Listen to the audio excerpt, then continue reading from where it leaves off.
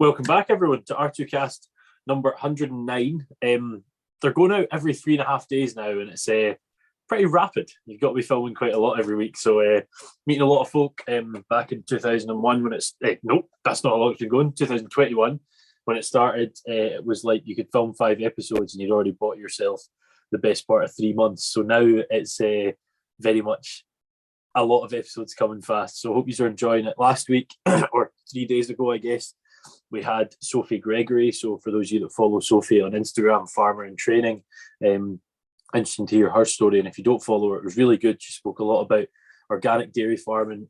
She's on the Arla board. So she does a lot of traveling with Arla and looking at sort of progressive techniques in the dairy sector. The next episode is with a guy called John Hamilton, a good mate of mine, who is a vet. So he comes from a large beef and sheep farm, Allington, Darvel in Ayrshire, and has sort of just newly trained as a vet, maybe in the last 4 or 5 years. So another interesting episode there.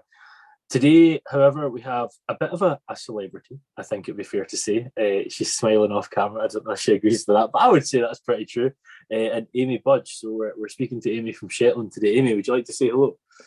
Hi, yeah, I'm speaking from sunny Shetland. So, is it nice weather up there at the minute? Is it? It's doing okay. It's quite dry, but still very windy and cold. I can imagine that is the case. The wind must get a bit endless up there.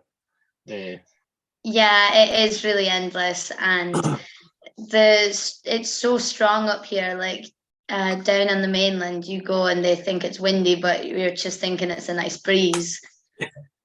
You're like, I can't feel anything. There's nothing happening at the minute. Yeah, for sure. Just before we get started with another episode of the R2Kast, I would like to thank our primary sponsors, A-Plan Rural.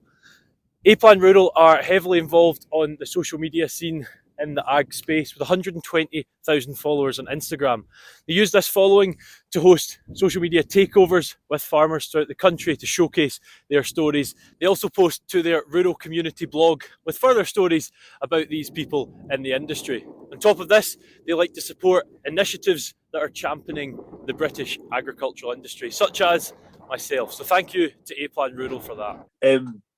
So for those of you watching on YouTube and maybe even the noise, the sound on Spotify, you probably recognise Aimee from This Farming Life, which we will get into, hence the farming celebrity comment. But Aimee, give us a bit about your background. Was a young Aimee wanting to get into farming? Yeah, I think I always wanted to be a farmer. We were obviously brought up on the farm in Bigton, and we always helped our dad and granddad on the farm doing jobs at the weekends and after school. We rode horses when we were younger, so that really got us into like the animal husbandry and how to care for animals. And we've always been quite outdoorsy people, so I knew I wanted to do something outdoors and active. Is there 3 of you, 3 sisters? Is that right? That's right, yeah. There's 3 of us. Kirsty is the oldest one, and then there's Hannah, the middle one, but she's sometimes called the other sister because she's not as well known as me and Kirsty obviously run the farm now. Yeah, the other sister, for Hannah. So what does she do then? Is she not on the farm then? No, Hannah's at Newcastle University studying a PhD in women in agriculture in the Scottish Islands. So it's lovely that she's like gone back to farming, even though she's studying, it's still very core rural. That's an amazing PhD. That's an interesting one. I don't actually know if I said this to you or you know this. You won't know this. I'm also a Scottish Islander from Arran. So you're as North Scottish Island as you can be, and I'm as South Scottish Island as you can be. But I don't live there anymore. But we do have mum and dad still live there, so it's just myself that's moved away. But is it?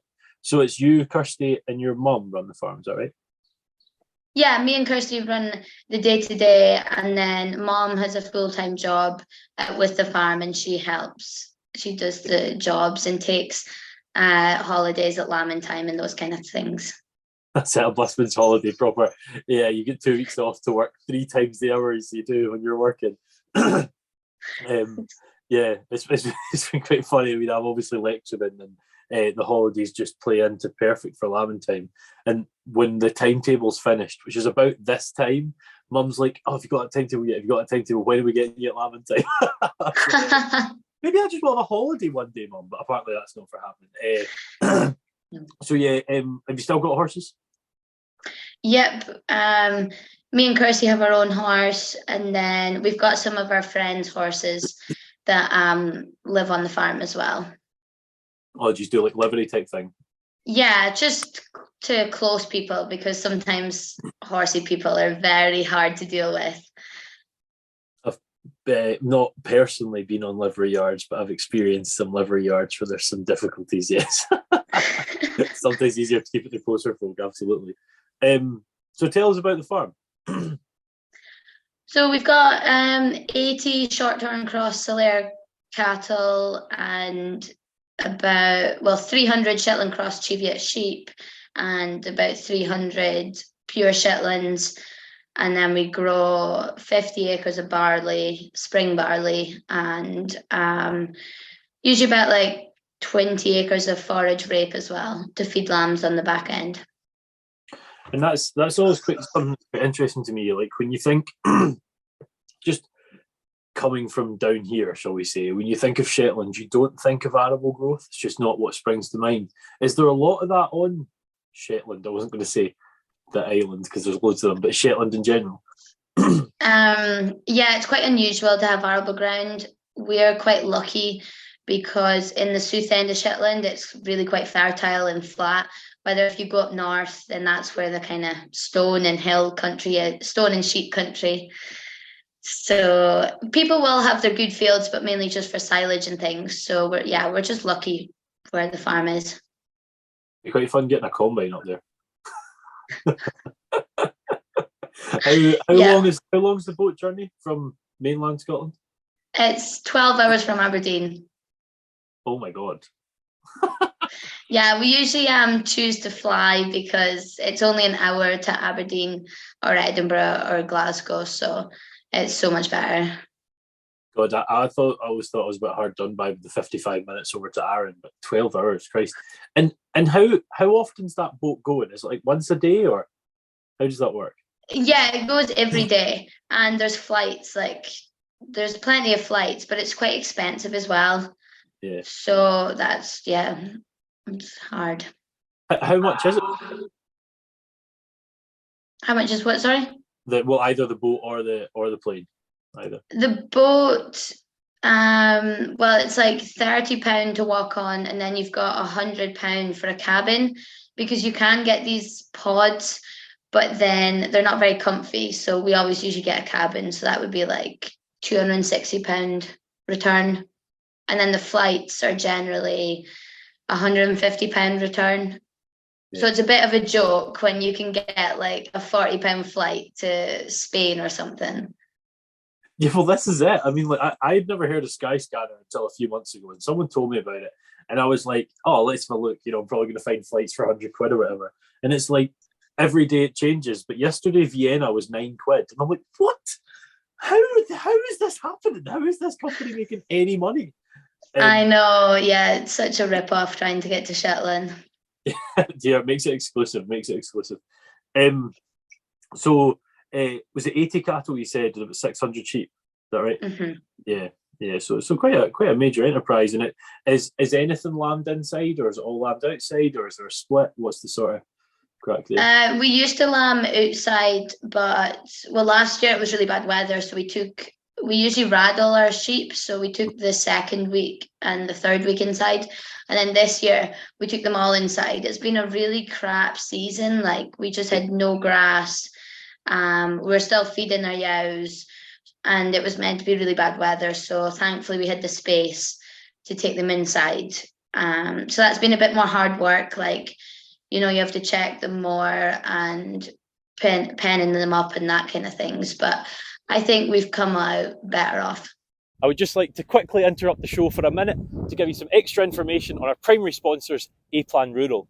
A-Plan offer bespoke cover for farms and estates the UK over, and we'll give you tailored insurance for anything on the farm, from your old workhorse tractor that's been around 20 years, or a fancy new and exciting diversification? Right, okay, yeah. And is it mainly hill breeds you see in Shetland? You don't see like mules or anything like that, or is there some?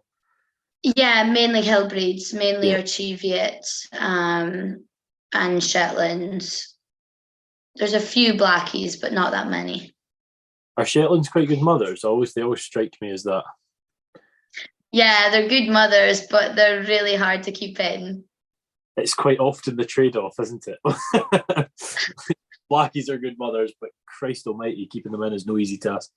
Yeah, tricky times.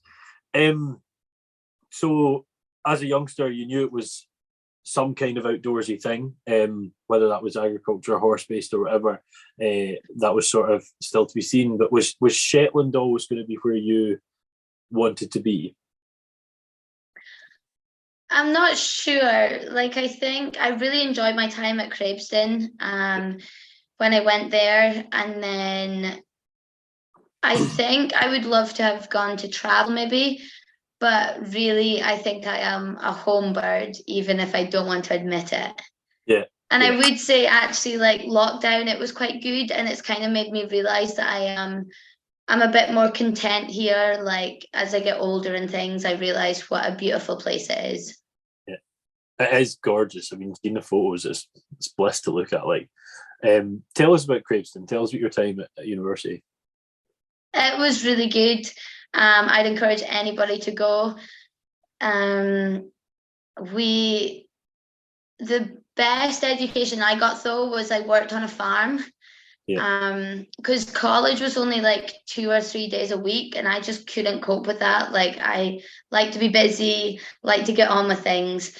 So I was working one summer, and there was this farmer from Aberdeenshire come up to buy some lambs. So I asked him and was like, "Oh, do you know any farmers that would be looking for somebody to help?" So I was like, and he said, "Oh yeah, you could come work for us." So then I was so excited about this. I went home, told my mom, and she was like, "Oh, so what's his name?" I was like, "I don't know." So I didn't know where I was going or how to contact him, but I was delighted I had somewhere to work. So he didn't even have his number. He didn't have any way to get in touch with him. No. So how did you get in touch with him? Well, Shetland being Shetland, I managed to speak to somebody at the marts, and then they got his number. So that was, yeah, the best education I got was working on a farm and seeing how they did things. They're a beef, sheep and arable farm as well. So, and the other best thing was just socializing. I had a really good social life. I think the education was kind of on the back burner, but I made like friends for life and a lot of contacts that I can use now. So I think that was the most important thing. Well, do you know, as someone who lectures at the place you went to, just a different campus, obviously I've got to say that the education is very important, but I was also a student. I think you're a bit younger than me, but kind of similar time. And I was the same for a year or so. It was definitely the social side took precedent and was very important. I'm actually just looking at a map of Shetland. Where on it roughly are you? Are you like right down near the bottom, or where are you? Yeah, kind of southwest coast. So like in this sort of bit here? No, further down, just above that Scoosborough. That sticky out bit is St Ninian's Isle, where we graze sheep on, and you can get to it via a beach. Oh really? Yeah, so we have to run the sheep along the beach to get to them to the Isle. And can it close off? Yeah, it closes off a lot in the winter. Generally, you can only get over low tides through the winter because the winds are so high and we get high tides. Amazing. To see stuff like that, I love that sort of thing. Yeah, it's funny, like everybody's amazed by it, but really to us, it's just everyday jobs. It's just a beach. I don't know what you're impressed by it. Just sort of jumping back, I guess, to the uni side. Was that agriculture you done? Yeah. Yeah, 3 years. Yeah. And what year was that? I'm trying to gauge if we were in similar years or not. Oh, I think 2015 to 2018. Right. Okay. So I was 1 year ahead of you. Because I went to Holland with what would be the year above you for a study tour. Okay. Yeah, we yeah. went to Germany. It was brilliant fun. Yeah. Yeah, again, the social side took over on that side as well. Absolutely, yeah. The beer festival was brilliant. Oh, you got a beer festival? And yeah, and a wine tour. All right, someone got a better year. What did you do in Germany out of interest? I don't really know Germany from an agricultural perspective. What do you do? We went to the John Deere factory. That was really cool. Yeah. And then I think we went to a dairy farm and a farm that had a lot of tourist accommodation. So you're really racking your brain there to see where it was that wasn't a pub. Where it's like Oktoberfest. Well, it wasn't Oktoberfest, but that sort of thing. Exactly, yeah. So, I mean, the reason a lot of people will be aware of you, Aimee, apart from Shetlanders, I'm sure, is this farm and life side. Can you tell us? I've had a few folk on about this farm and life, and it's really interesting to hear like how it came about, what was involved. So, just tell us the whole process. How did that come about? Did you apply? How did that happen first?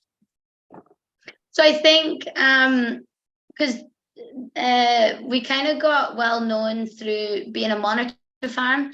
We were a monitor farm from, I think it was 2015 to 2018. Or no, 2016 to 2020, I can't mind. Right. It was 4 years anyway. So that was really good. So we were that, and then actually people from the Scottish Farmer recommended to the BBC that they should come and interview us for this farm and life. Right. So we were approached we were asked to be on it. And at the beginning, I really wanted to do it, and Kirsty wasn't so sure. I thought it was quite good. I'm quite I like to grab any opportunity, and I love to promote Shetland, promote women in farming, all that kind of thing. So I saw this as an excellent opportunity. So we agreed to do it. They came and filmed, and they said, "Oh yeah, this would be perfect." So yeah, and then we were chosen to be on it. And it's funny, you hear a lot of folks say that. I mean, we originally got the wee letter that I think a lot of places in random places did because we're on the island. And I was involved in the farm at that point. I was like, "Mum, we have to do this. We have to do this." And you find, well, it was never going to happen because Mum was like, "I will live on a different country if there's a camera on our farm." So yeah, it's quite funny. You get the sort of contrasting views. So what's involved in being on that then? So you've now been accepted. How often are they there? It was different for us as well because we were an island. Then they just decided they would come up a week every month. So they filmed for a week for 10 months throughout 2018. So the first couple of months was fine. Like we had jobs and stuff for them to see. But as you got busier, it was harder because it kind of felt like they were more in the way. Yeah. And I was still at college, so I actually missed one of the episodes as well. It must be quite hard to work with, especially like full weeks. Like, right, we've got 7 or maybe 5 days, whatever it is, that we're going to be here. And yeah, I mean, they all seem like lovely folk, but I don't think they're farmy folk, so they're not fully aware of what's happening. They're just sort of ambling around. But that's right. Yeah, all the camera people were really nice. But like you said, like sometimes they would get in the way if you're trying to move sheep or move cattle, and then like they didn't understand it was animals, so we were running the sheep across the beach to get a good shot, and then they like asked us to do it for a 5th time, and we're like, "No, sorry, we just can't do that to our poor sheep." Jesus. So you go back and forth, back and forth, back and forth. Like, we are just going to jump in the sea. Yeah, that sounds like a nightmare. So did they stay with you or did they stay nearby?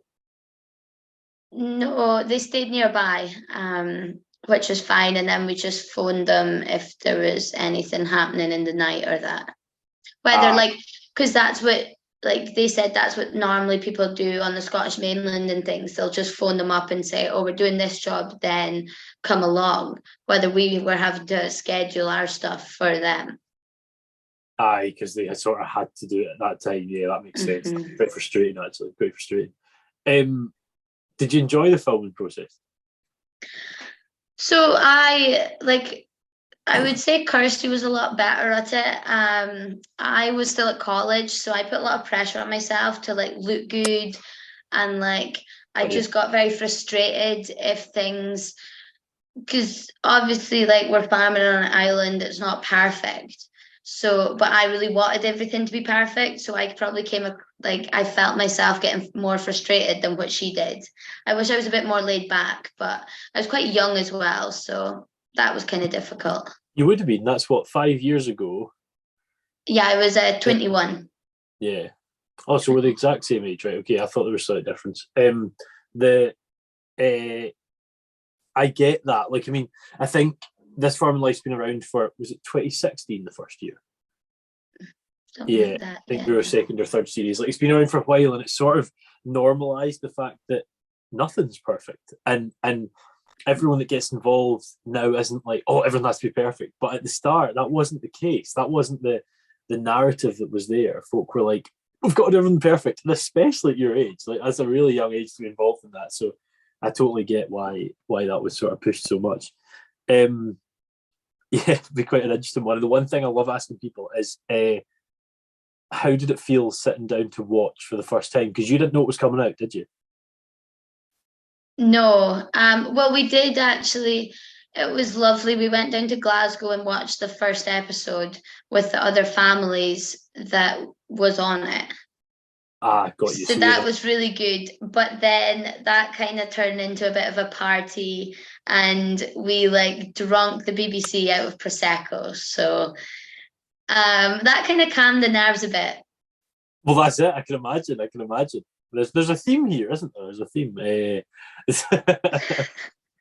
us Shetlanders like to drink. I can imagine. I actually, do you know, I obviously can't say names or anything like that, but I've taught quite a few folk from Shetland to come down to Barney. It's a fair old jaunt to get down this far. I always like to have a little glance on folks Instagram pages and stuff like that. And if you are listening, you can follow Aimee on Instagram, or you can follow the sort of work account, the farm account, I guess. It's just Bigton Farm, isn't it? That's what it's called. That's right, yeah. Yeah, so give that a follow. They show a lot of what's going on. But one of the things I noticed that you had was, am I saying this right? Is it Country File Farming Heroes 2018? That's right? Yeah, we won that award. So what's that? That's amazing. Yeah, it was really good. So that came about because our dad died in 2014. So then it was a really big decision whether me and Kirsty was going to take on the farm or not. Grandad had started to slow down. So that came about, the award came about after our community recognised the hard work we'd done. So I left school and worked on the farm, and then Kirsty was actually studying a degree for primary teaching, and she went part-time for that so she could help out on the farm as well. So the community nominated us for the award, and then Adam, Hansen and Charlotte came up and did a day's interview with us, and then because they were the judges for it, and then we went down to the award ceremony and won that. So that was really nice. That'd been amazing. I mean, this is not the nicest situation that's caused it to happen, obviously, but yeah. So was that in London? That was in Bristol.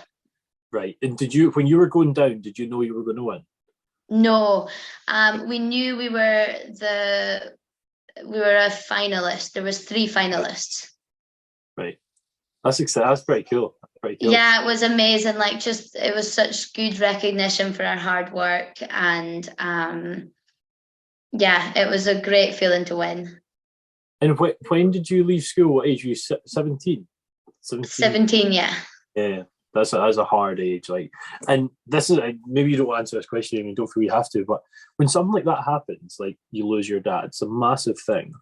How did that process of right shit, someone has to run this farm happen? How did that happen?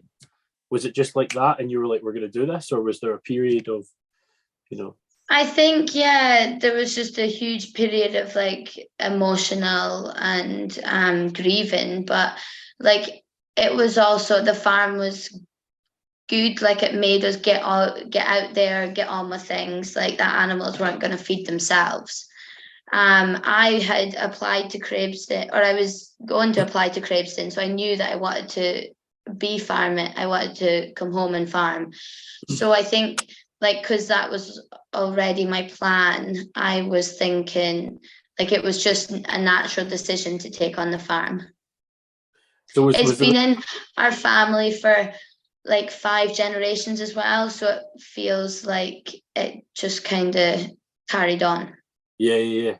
So was that 3-year period where you were at uni, was Kirsty basically running the show there and you were helping at holiday times and that? Grandad was much more active on the farm. Right. Because Kirsty actually works as a primary teacher for 2 or 3 days a week. So she was teaching, running the farm, and then Grandad and our uncles was helping on the farm a lot more. But now, after college, then I'm here full time, so they've stepped back. No, yeah, I mean that awards deserve to come through something like that. I mean that is tough, and yeah, very resilient of you all. I mean, you all sort of took on whether that was your uncles, sisters, whatever.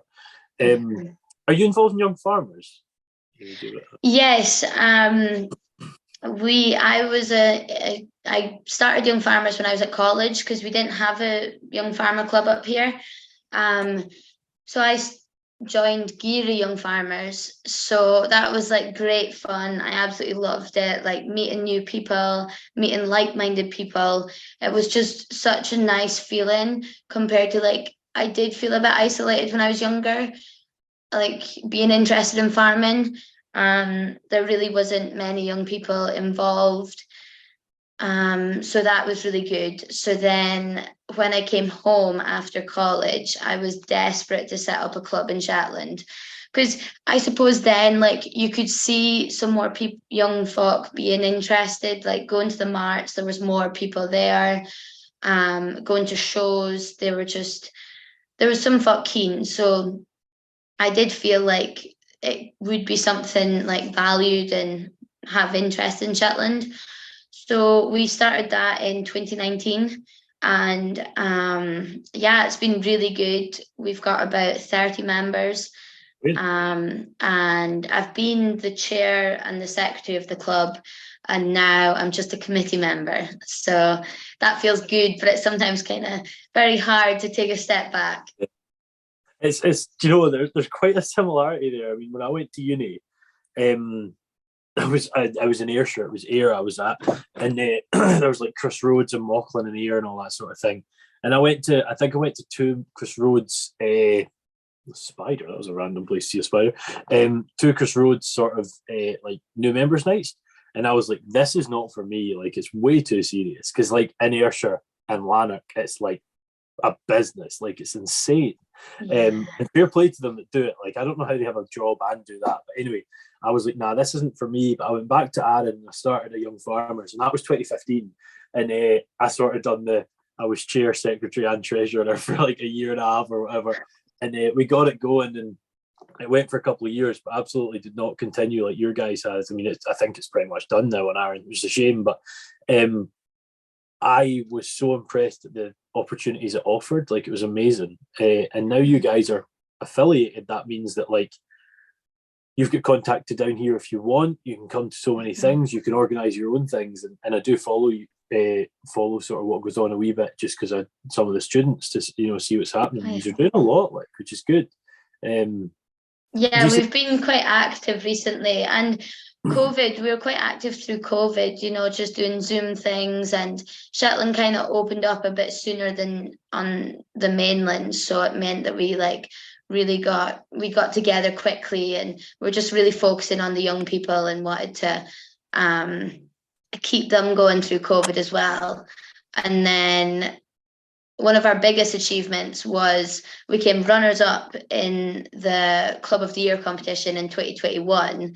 So then I was determined in 2022 to be really active, raise money for charity and everything.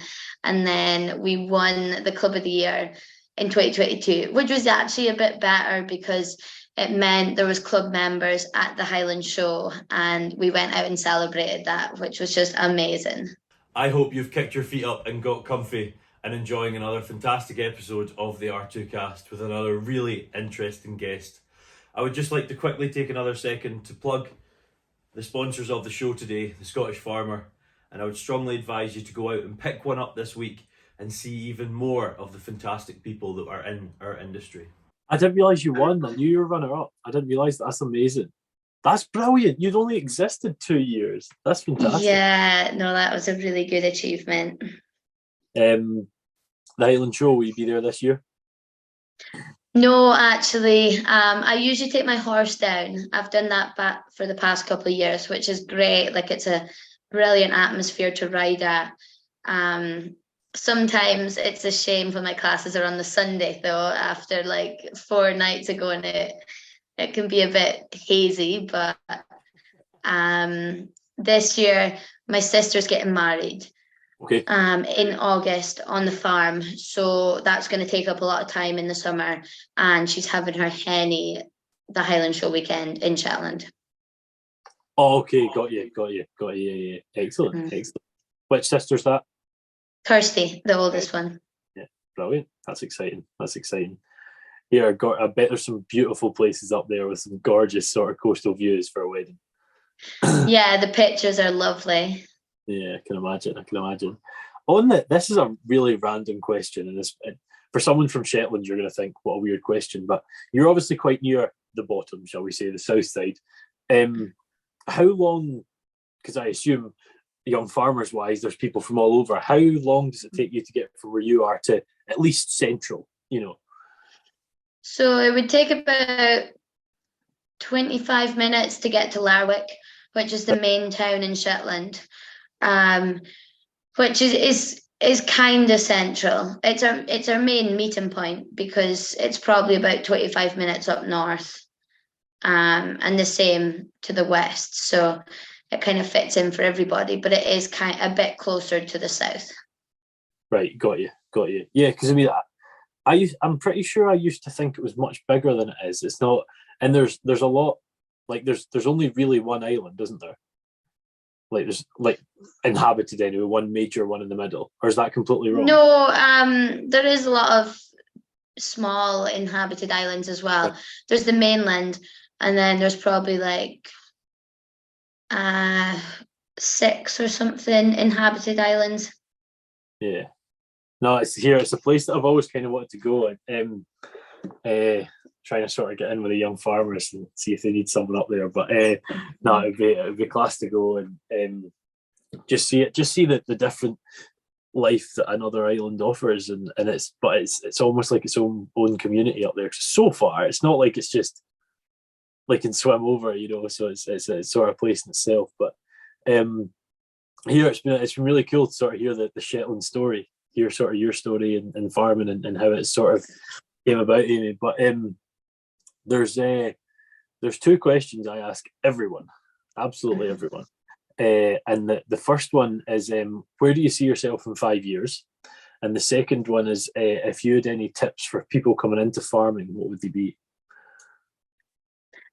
So I see myself in 5 years still farming here in Shetland, hopefully, possibly with some kind of accommodation, like diversification on the farm. So a caravan park or glamping pods. We've got such a beautiful location. I think we really need to utilize that and make some money from all these pesky tourists. maybe don't go out and call them pesky then. Oh no, I can come visit Shetland anytime. And then also just to farm sustainably. I love selling our beef and our lamb direct to customers. We started that a couple of years ago. So we sell some beef boxes. We sold about 10 coos through that last year. And it's just amazing seeing like rearing those calves and then it going on to local people to reduce food miles and for them to be eating lovely local produce. Yeah, that's really warming. That's brilliant. That's brilliant. Yeah. Do you sell? How much are you selling like through the market as well? I take it it's all sold on Shetland. There's none sent away. Yeah, we sell some. We sell most of our year-old calves in Lerwick here, but some of them do go down to Thainston. Right. It's quite easy to sell to Thainston as well. So, and we sell lambs everywhere basically. Some into Lerwick, some we fatten through farm stock. Yeah. So they could go to any abattoir, and we sell some cast sheep and things to Lanark. So it is quite good. Like there's definitely more options because people like farm stock, then they'll like collaborate and get people together. So then hopefully it's like less shipping costs and things for us because that's really high and that can really knock your price that you get when it gets to the abattoir. I take it to use like as farmers sort of almost work on an unofficial cooperative where you're like, right, we need fertilizer. Let's all get it at once. Is that a plan or feed or whatever? Not as much as we should. Right. I think there's maybe enough farmers and crofters like for feed. We've got a Harborough base here, but also East Coast Finers are always sending stuff up and Gray's feed services and that kind of thing. So people you just put your order in and it comes up in a full truck rather than ordering 1 or 2 bags kind of thing. Fertilizer, we've recently started working with just our closest neighbour. So we fill trucks with him kind of thing. Because otherwise, yeah, it's really expensive. Yeah, absolutely. And one thing I completely meant to ask you and completely forgot was livestock shows in Shetland. Mm-hmm. I've heard of a few. What's the one? Is it Vaux? Yeah, there's Vaux, Cunningsborough, and Was. Right. Okay. What's the best one? You got an opinion? The best one has to be Vaux because it's quite busy, and it has a really good beer tent. And then they usually do a show dance after. Whether Cunningsborough, it's the biggest, and it's great for going through the day. A lot of machinery dealers come up from Orkney, and there's a lot more. So Vaux is actually still a closed show. You can only enter if you're in that area. Whether Cunningsborough is the open show in Shetland, so anybody can come and enter their livestock or horses or that kind of things. But it's on a Wednesday, so it doesn't have a beer tent or a show dance. What time of the years are these? August. August, yeah. Vaux is the first weekend of August, and then Cunningsborough is the second Wednesday, and then Was is the second weekend. So Arran's the first Wednesday of August, but it definitely has a beer tent. Yeah, I've not. I remember much of it from last year, but it definitely has one. No, Vaux show. I've heard some very good words about. I've heard a lot of folks say about Vaux. How do you spell that? Is that VOE or? Yeah, that's right. Okay, yeah, Vaux show sounds class. Sounds good. No, here it's been a pleasure having you on, Aimee. It's been good fun. I hope you've enjoyed it yourself. Yeah, this has been really good. Thanks for having me. No, I'm glad. The time sort of flies by. I mean, that's been that's been the best part of almost 40 minutes. It sort of disappears pretty quick. So it does happen. But no, absolutely been a pleasure to have you on. You've been someone that's sort of been on the ever-ending list that I now have. I think I've got about 400 people on this list. So I honestly get so many messages every day now from people that listen to podcasts every day, and they're like, this one, and then they message you 2 weeks later. This is a particular shout out to Heather Murray because she's the most recent to do this. I know she'll be listening. where I'm like, I'm really sorry I haven't phoned any of the people that you've messaged me about, but I've got so many. I will get there. So you've been on that list for a good month or so, and it's been a pleasure to have you on. So thank you for your time. For those of you listening, I hope you've enjoyed a story about Shetland. I don't think I've actually had anyone from Shetland before now, so that's a first in that sense. So that's quite good fun. Hope you've enjoyed that episode. As I said, the last episode was with Sophie Gregory, looking at sort of organic farming, a really good chat with someone that's only been in farming 9 years, but has really taken the bull by the horns, if you will. Just knows everything about organics. I was really impressed. It was really interesting. Vet is the next one with John Hamilton, and the one after that will be the third episode of the All In People in Farming podcast. So we'll see what that is. It's either going to be a comedian, a police officer, or the current British timber sports champion. So one of the three. A lot of different things coming in that side of things. Hope you're enjoying the podcast. If so, follow on Facebook, Instagram, all that sort of stuff, or TikTok, where I've trained my cat to jump up. Make sure to follow on the Spotify and Apple Podcast side as well. But yeah, once more, Aimee, thank you very much for your time. Appreciate it. Thanks. See you later. I hope you've enjoyed another excellent episode of the R2Kast. I just want to take this moment to quickly thank our primary sponsors once more, A-Plan Rural. If you follow A-Plan on social media, you'll see the work they're doing to really promote British farming and back our industry. It's been a pleasure working alongside A-Plan Rural so far, and long may it continue. The values of A-Plan Rural runs perfectly in line with the whole mantra of rural to kitchen, and I'm glad to have them on board. Check them out on Instagram at A-Plan Rural and on Facebook at A-Plan Rural Insurance. See you for the next podcast.